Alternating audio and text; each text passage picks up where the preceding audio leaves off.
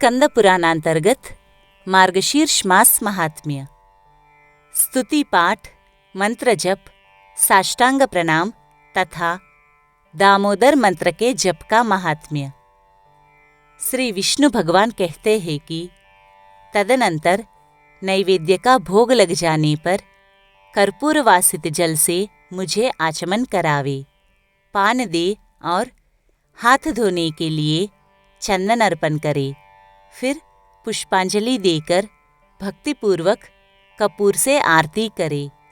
मुकुट और आभूषण आदि समर्पित करके छत्र चवर भेंट करे तथा श्याम सुंदर विग्रह वाले भगवान विष्णु मेरे प्रति कृपापूर्वक प्रसन्न मुख है, ऐसा ध्यान करते हुए अष्टाक्षर मंत्र का 108 बार जप और स्तोत्रों द्वारा भगवान का स्तवन करे। विद्वान पुरुष चलते, हंसते और अगल बगल में देखते हुए तथा पैर से पैर को दबाकर हाथ को मस्तक पर रखकर खड़े होकर और व्यग्रचित्त होकर मेरे मंत्र का जप ना करे। जप के समय तथा व्रत, होम और पूजन आदि में दूसरों से वार्तालाप ना करे। जप का फल तीर्थ आदि में सहस्र गुना और मेरे समीप अनंत गुना होता है।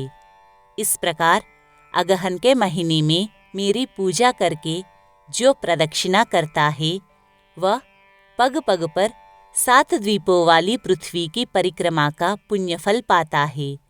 सहस्र नाम का पाठ अथवा केवल एक नाम का उच्चारण करते हुए जो भक्तिपूर्वक मेरी एक परिक्रमा भी करता है वह प्रतिदिन के पाप को भस्म कर डालता है।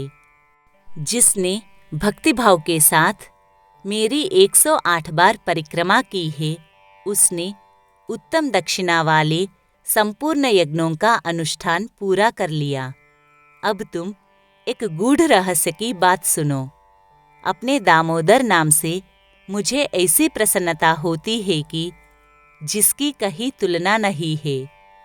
गोकुल में जब मैंने दही का मटका फोड़ डाला तब मैया यशोदा ने मेरी कमर में रस्सी लपेटकर मुझे खूब कसकर ओखली में बांध दिया। तभी से मेरा दामोदर नाम प्रसिद्ध हुआ।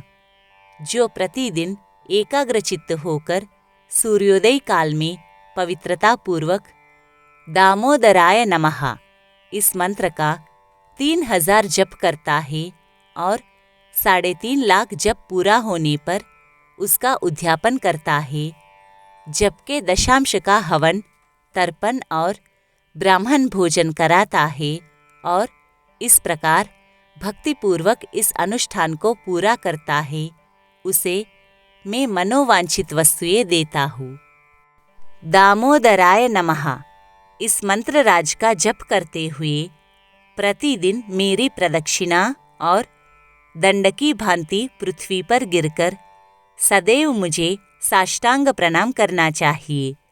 दोनों हाथ, दोनों पैर, दोनों घुटने, छाती, मस्तक, मन, वाणी और दृष्टि से जो प्रणाम किया जाता है उसे साष्टांग प्रणाम कहते हैं।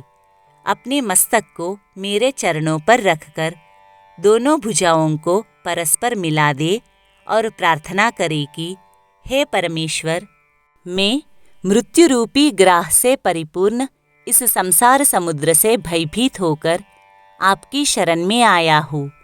आप मेरी रक्षा करें। फिर मेरे द्वारा दी हुई प्रसाद, माला आदि को सादर मस्तक पर चढ़ाकर मेरी पूजा की पूर्ति के लिए इस प्रकार कहे। देव जनार्दन, मैंने मंत्रहीन, भक्तिहीन और क्रियाहीन जो पूजन किया है वह सब आपकी कृपा से परिपूर्ण हो। विष्णु सहस्त्रनाम, भीष्म स्तवराज, गजेंद्र मोक्ष, अनुस्मृति तथा गीता, ये 5 प्रकार के स्तोत्र मुझे अभीष्ट है। महाभाग, इन्हें सुनकर मुझे बड़ी प्रसन्नता होती है। जो मनुष्य 1 बूंद भी शालग्राम शिला का जल पी लेता है वह मोक्ष का भागी होता है।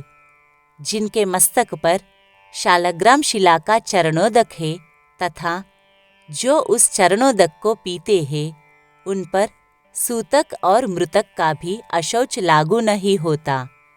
मृत्युकाल में जिसको वह चरणामृत दिया जाता है वह भी उत्तम गति को प्राप्त होता है।